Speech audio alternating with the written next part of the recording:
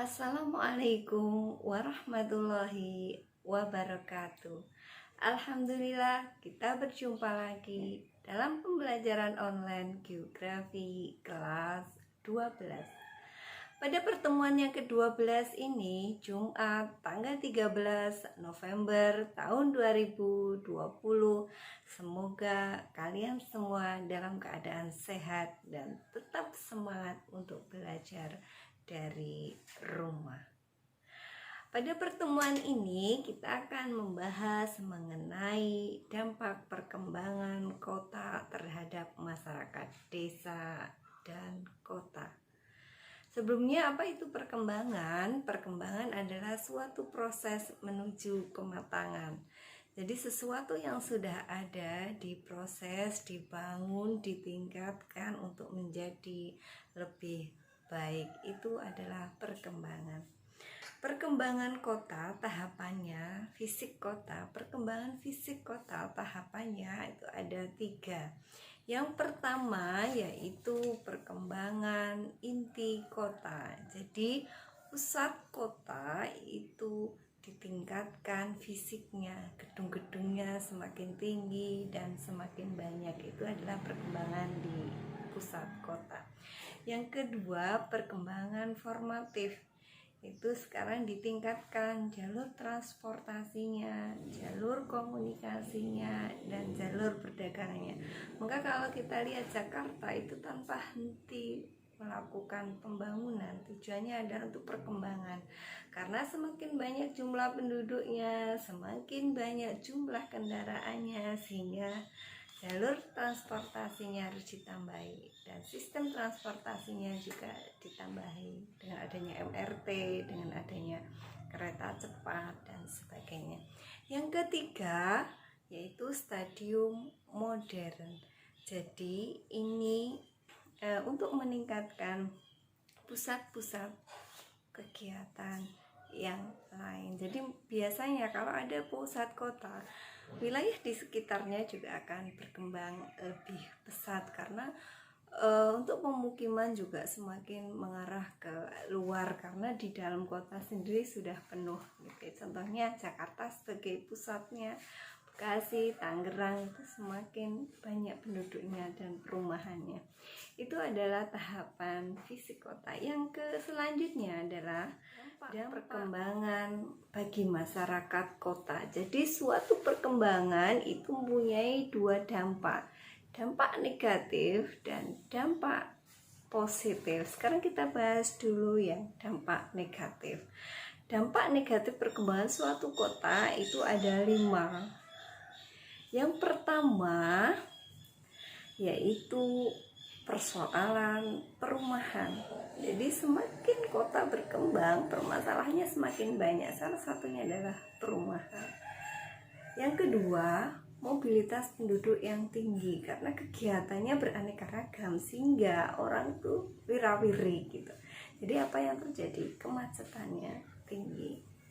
Yang ketiga, daya dukung lingkungan karena semakin banyak jumlah penduduknya, semakin banyak lahan yang dipakai sehingga lingkungannya juga akan tidak bisa menampung semuanya. Yang keempat, sifat individualis. Jadi penduduk kota itu cenderung sendiri-sendiri karena sibuk, pagi berangkat, malam pulang. Sudah capek, tidak ada interaksi dengan tetangga dan masyarakat sekitarnya. Dan yang kelima, identitas budaya di daerah tidak berbaur karena itu tadi semuanya sibuk. Jadi identitas budaya itu sudah tidak terbawa budaya aslinya karena kebanyakan penduduk kota adalah pendatang. Sekarang yang kedua, dampak positif. Dampak positifnya yaitu adanya spesialisasi pasar. Jadi kalau kita lihat di kota ada pasar khusus elektronik, pasar khusus laptop, misalnya pasar khusus baju, itu ada spesialisasi. Yang kedua adalah industri. Jadi kota itu cenderung dengan industri. Kalau industrinya berkembang, maka sektor lainnya pun ikut berkembang. Contohnya apa? Contohnya perumahan. Contohnya apa? Sekarang yang karena jumlah penduduknya banyak. Sekarang bahasan kita yang ketiga yaitu dampak bagi masyarakat desa. Jadi perkembangan kota bagi masyarakat desa itu seperti apa? Ada dua, dampak positif dan negatif. Dampak positifnya ada 7. Jadi masyarakat desa pun ikut, pengetahuannya ikut meningkat. Itu yang pertama.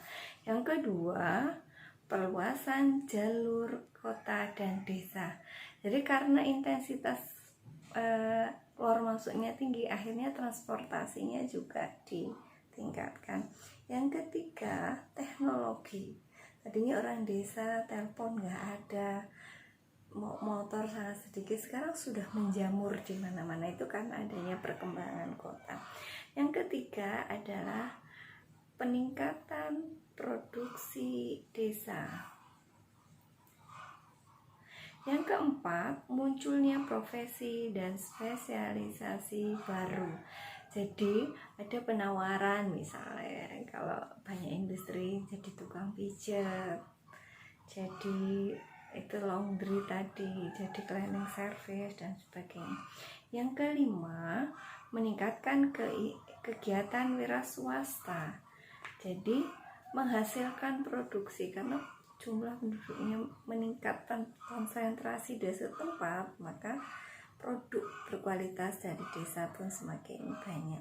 Yang keenam, timbulnya kesadaran masalah kesehatan, pendidikan. Kalau zaman dahulu orang desa paling sampai SD saja sudah suatu luar yang biasa. Sekarang SMA, bahkan sekarang kuliah sudah banyak orang desa. Yang ketujuh, munculnya organisasi sosial di desa. Sekarang dampak negatifnya yaitu yang pertama, karena desa juga berkembang, maka alih fungsi lahan. Yang tadinya lahan untuk pertanian maka diubah menjadi perumahan, menjadi industri dan sebagainya. Yang kedua, adanya urbanisasi, perpindahan penduduk dari desa ke kota. Yang ketiga, hilangnya lahan usaha pertanian, karena semua rata-rata orang pergi ke kota, maka yang desa tidak bisa mengerjakan lahan pertanian. Itulah kegiatan pembelajaran kita pada pagi hari ini. Untuk selanjutnya kalian bisa mengerjakan KBM 5 dan dikumpulkan di WA saya.